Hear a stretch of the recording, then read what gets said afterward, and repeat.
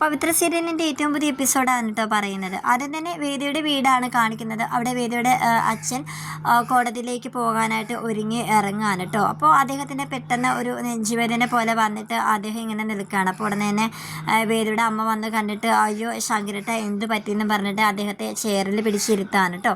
അങ്ങനെ അമ്മയും ശ്രീകാന്തും വേദിയുടെ അനിയത്തി എല്ലാവരും ഓടി വരുന്നുണ്ട്. അപ്പോൾ അദ്ദേഹത്തിൻ്റെ പറയാണ് ഹോസ്പിറ്റലിലോട്ട് പോകാൻ ഇങ്ങനെ പറയാൻ കേട്ടോ. അപ്പോൾ അദ്ദേഹം അതിൻ്റെ ഒന്നും ആവശ്യമില്ല, ചെറിയൊരു നെഞ്ചിരിച്ചില്ല അത്രയേ ഉള്ളൂ, കുഴപ്പമില്ലാന്ന് ഇങ്ങനെ പറയുകയാണേ. അപ്പോൾ അതിൻ്റെ ഇടയിൽ ശ്രീകാന്ത് പറയണേ എങ്ങനെ അച്ഛന് ഇടയ്ക്കിടയ്ക്ക് ഇങ്ങനെ അസ്വസ്ഥതകൾ വരാതിരിക്കും, എപ്പോഴും വേദിയെക്കുറിച്ചുള്ള ചിന്തകളല്ലേ അച്ഛന്, അവളെ അച്ഛൻ്റെ ടെൻഷൻ മാത്രമല്ലേ കൊടുക്കാറുള്ളൂ എന്നൊക്കെ ഇങ്ങനെ പറയുകയാണ്. അപ്പോൾ അദ്ദേഹം പറയുന്നുണ്ട് അതുമാത്രം അല്ല, എന്നെ അലട്ടുന്ന വേറെയും കുറേ കാര്യങ്ങളൊക്കെ ഉണ്ട് എന്നിങ്ങനെ പറയാനുണ്ട്. അപ്പോൾ ശ്രീകാന്തിനെ നോക്കി ഇങ്ങനെ പറയുമ്പോഴത്തേക്ക് ശ്രീകാന്ത് ഇങ്ങനെ നിൽക്കുകയാണ്. അപ്പോൾ അവന് അച്ഛന് വിക്രത്തിനെ ഞാൻ അപകടപ്പെടുത്തിയ കാര്യം അച്ഛന് ഒരു സൂചന കിട്ടിയിട്ടുണ്ടെന്ന് മനസ്സിലായിട്ടുണ്ട് കേട്ടോ. അങ്ങനെ അദ്ദേഹത്തിനെ ഹോസ്പിറ്റലിലോട്ട് കൊണ്ടുപോകുന്നതായിട്ടാണ് കാണിക്കുന്നത്. പിന്നീട് വിക്രത്തിൻ്റെ വീട് കാണിക്കുമ്പോഴത്തേക്കും അവിടെ രമ്യ വിക്രത്തിൻ്റെ വീടിൻ്റെ വാതിക്കലെത്തിയപ്പോൾ തന്നെ രമ്യയുടെ വണ്ടി ഇങ്ങനെ സ്റ്റക്കായി ഇങ്ങനെ നിൽക്കുകയാണ്. അപ്പോൾ ശ്രീജ വന്ന് ചോദിക്കുന്നുണ്ട് എന്ത് പറ്റി വണ്ടിക്കെന്ന് ഇങ്ങനെ ചോദിക്കുകയാണ്. അപ്പോൾ എന്തോ ഒരു മിസ്സിങ്, വണ്ടി സ്റ്റാർട്ട് ആവുന്നില്ലെന്ന് ഇങ്ങനെ രമ്യ പറയാണ്. ഉടനെ തന്നെ ശ്രീജ വിക്രത്തിൻ്റെ കൂട്ടിക്കൊണ്ട് വരികയാണ്. വിക്രം രമ്യയുടെ വണ്ടി ഇങ്ങനെ ഓഫായി പോയി, നീ ഒന്ന് വന്ന് നോക്കുന്ന ഇങ്ങനെ പറയാനുണ്ട്. അങ്ങനെ നമ്മുടെ വിക്രം വന്ന് വണ്ടി ഇങ്ങനെ നോക്കുമ്പോഴത്തേക്കും ഉടനെ തന്നെ സ്റ്റാർട്ടായി. അപ്പോൾ വിക്രം പറഞ്ഞു കൊടുക്കുന്നുണ്ട് ബാറ്ററി ചാർജ് ഇറങ്ങിയതാന്ന് തോന്നുന്നു, ഒരു വർക്ക്ഷോപ്പിൽ കാണിക്കുന്നത് നല്ലതായിരിക്കും ഇങ്ങനെ പറഞ്ഞു കൊടുക്കുകയാണ് കേട്ടോ.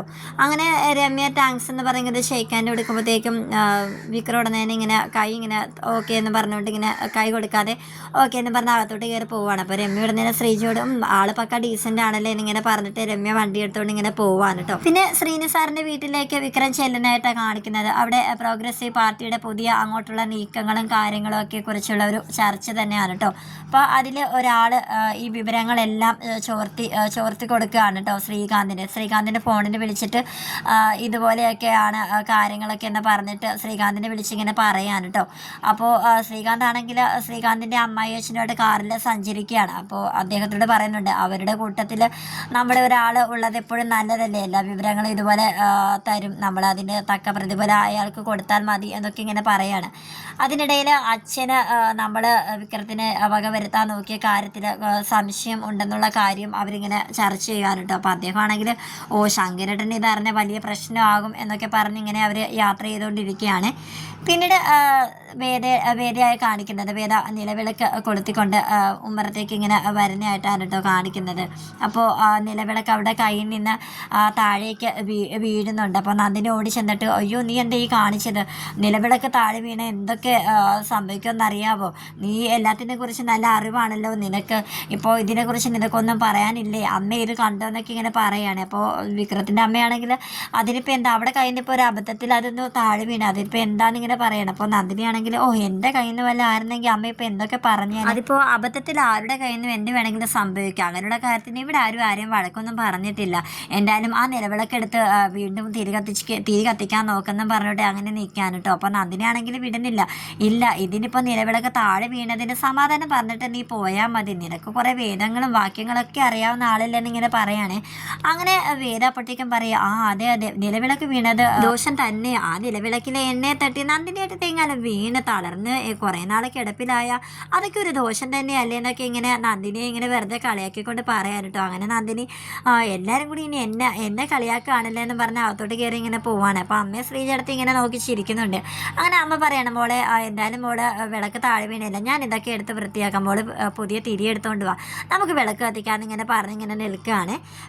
ആ സമയത്ത് നമ്മുടെ വിക്രം ബൈക്കിൽ ഇങ്ങനെ വീട്ടിലേക്ക് ഇങ്ങനെ വരുന്നുണ്ട്. അപ്പോൾ വഴിക്ക് വെച്ചിട്ട് കുറേ ആൾക്കാർ അങ്ങോട്ട് മാറി നിന്ന് വിക്രമിനെ ആക്രമിക്കാനുള്ള ഒരു തയ്യാറെടുപ്പിലാണ് കേട്ടോ. അപ്പോൾ അവരുടെ കയ്യിൽ കുറച്ച് ബലൂൺസ്, അതിൽ കുറച്ച് മദ്യം ഇങ്ങനെ നിറച്ച് ബലൂൺസൊക്കെ അവരുടെ കയ്യിൽ ഇരിപ്പുണ്ട്. അപ്പോൾ അവരിങ്ങനെ പറയാണ് ഇത് വിക്രത്തിൻ്റെ ദേഹത്തോട്ട് പിന്നെ എറിഞ്ഞ് ഉടയ്ക്കണം, എന്നിട്ട് അവൻ്റെ ശരീരം മൊത്തം മദ്യത്തിൻ്റെ മണം ഉണ്ടാകണം എന്നൊക്കെ ഇങ്ങനെ പറയുകയാണ്. അങ്ങനെ വിക്രം ബൈക്കിൽ വരുന്നത് കണ്ടപ്പോൾ തന്നെ ഇവരെ കയ്യിലുണ്ടായിരുന്ന ബലൂൺസ് അവന് നേരെ ഇങ്ങനെ എറിഞ്ഞ് പൊട്ടിക്കാൻ കേട്ടോ.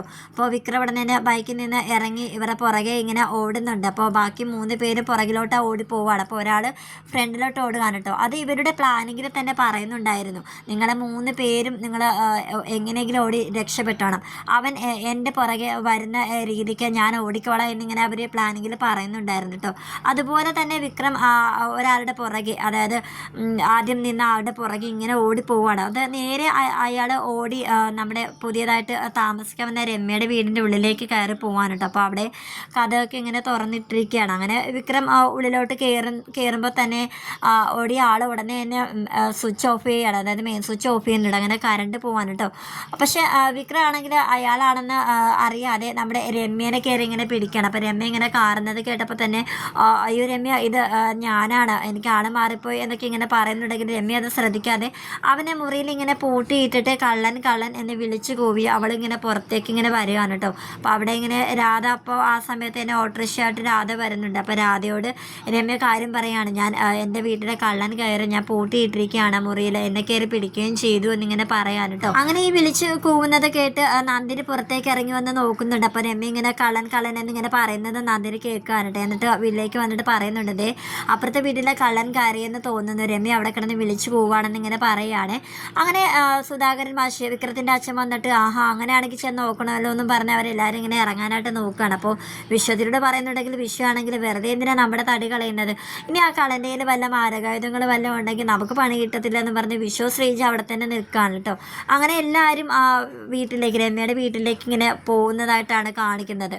അങ്ങനെയാണ് ഇന്നത്തെ എപ്പിസോഡ് വൈൻഡപ്പ് ചെയ്തിരിക്കുന്നത്. അപ്പോൾ നാളത്തെ എപ്പിസോഡ് എന്താകും, നമ്മുടെ വിക്രത്തിൻ്റെ പിടി കൂടുവോ, പോലീസുകാർ കൊണ്ടുപോകുമോ എന്നൊക്കെ നമുക്ക് കണ്ടു തന്നെ അറിയേണ്ടതായിട്ടുണ്ട്. അപ്പോൾ നമ്മുടെ ചാനൽ ഇതുവരെ ആരും സബ്സ്ക്രൈബ് ചെയ്തിട്ടില്ല എങ്കിൽ എല്ലാവരും ഒന്ന് സപ്പോർട്ട് ചെയ്യണേ.